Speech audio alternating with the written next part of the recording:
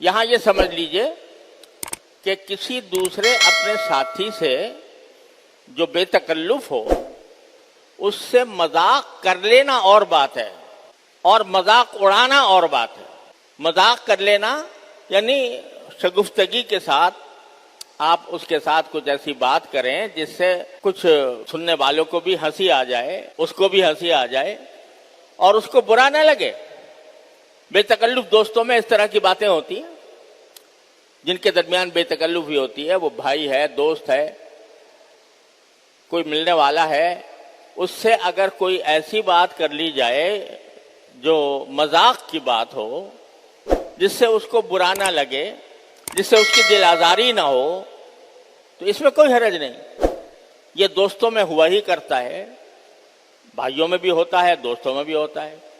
اس سے کوئی شخص اپنی تذلیل محسوس نہیں کرتا کہ مجھ کو ذلیل کیا گیا، میری توہین کی گئی۔ ایسے مذاق میں کوئی حرج نہیں۔ خود نبی کریم سرور دو عالم صلی اللہ علیہ وسلم سے ایسا مذاق ثابت ہے کہ آپ نے اپنے صحابہ کرام کے ساتھ بھی بعض اوقات مذاق کے جملے ارشاد فرمائے، اور صحابہ کرام سے بھی منقول ہے کہ انہوں نے بھی لوگوں کے ساتھ شگفتگی کے ساتھ بات کی اور اس میں مذاق بھی کیا۔ تو مذاق کرنا اور بات ہے۔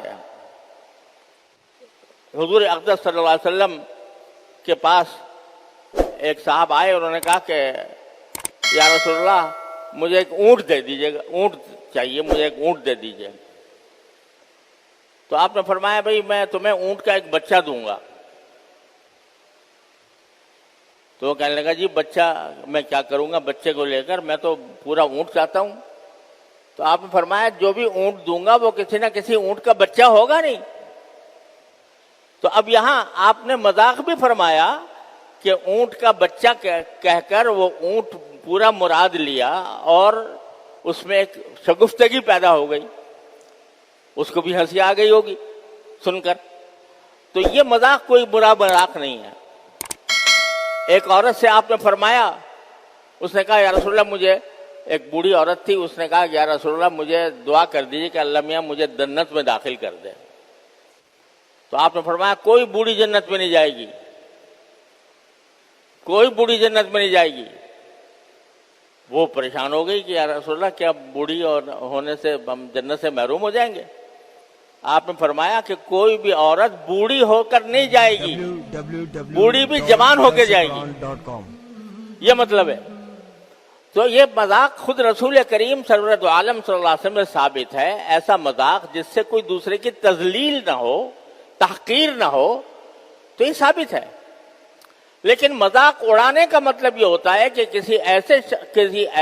کسی شخص کو اس طرح مجمع میں اس کا مذاق اڑایا جائے، اس کی غربت کا، اس کے افلاس کا، اس کی جہالت کا، یہاں تک کہ اس کی بے دینی کا بھی۔ اگر مذاق اڑایا جائے جس سے اس کی تذلیل ہوتی ہو، اس کو منع فرمایا کہ کوئی شخص دوسرے کا مذاق نہ اڑائے۔ ایک مرتبہ حضرت عائشہ صدیقہ رضی اللہ تعالی عنہا نے حضور اقدس صلی اللہ علیہ وسلم کی دوسری زوجہ مطہرہ تھیں حضرت صفیہ رضی اللہ تعالی عنہا، ان کا قد ذرا چھوٹا تھا۔ تو ایک مرتبہ حضرت عائشہ صدیقہ رضی اللہ تعالی عنہا نے حضرت صفیہ کا ذکر اس طرح کیا کہ وہ یوں کر کے کہ چھوٹے قد والی۔ تو آپ نے حضرت عائشہ کو تنبیہ فرمائی کہ تم نے یہ کام جو کیا یہ غیبت کا بھی ہے اور مذاق اڑانے کا بھی ہے۔ حضرت عائشہ سے آپ نے منع فرمایا کہ ایسی بات نہیں کرنی چاہیے، کسی کا اس طرح نقل اتارنا جس سے اس کو ناگوار گزرے، تو یہ غیبت میں داخل ہے، آپ نے منع فرما دیا۔ تو کوئی کسی کا مذاق نہ اڑائے۔ اور اس کے بعد جو اصول بیان فرمایا ہے وہ یاد رکھنے کا ہے، وہ یہ کہ عسیٰ ان یکونوا خیرا منہم، کچھ بعید نہیں ہے کہ جن کا تم مذاق اڑا رہے ہو وہ تم سے بہتر ہوں۔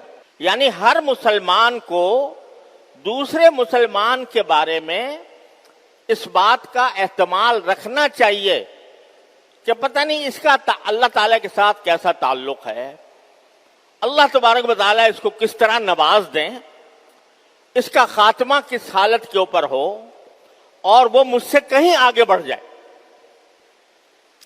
یہ خیال ہر انسان کے، ہر مسلمان کے دل میں دوسرے کے بارے میں ہونا چاہیے۔ اگر فرض کرو دوسرا آدمی تمہیں علم کے اعتبار سے کم نظر آ رہا ہے،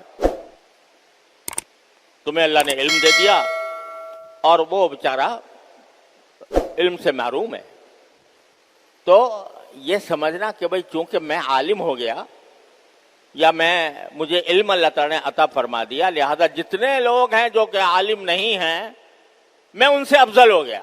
ارے بھائی، افضل ہونا تو اس طرح ہوتا ہے کہ اللہ تبارک و تعالیٰ قبول فرما لے، اللہ تعالیٰ راضی ہو جائے اور جنت میں داخل فرما دے۔ کتنے ایسے لوگ ہیں جو علم سے بظاہر عالم نہیں ہیں، عام لوگ ہیں، تمہیں کیا پتا اللہ تبارک و تعالیٰ کے ساتھ ان کا تعلق اتنا مضبوط ہے، اتنا کڑا ہے کہ بہت سے علماء کو پیچھے چھوڑ جائیں۔ اللہ تبارک و تعالیٰ ہی جانتے ہیں کہ کس کا انجام کیا ہوگا۔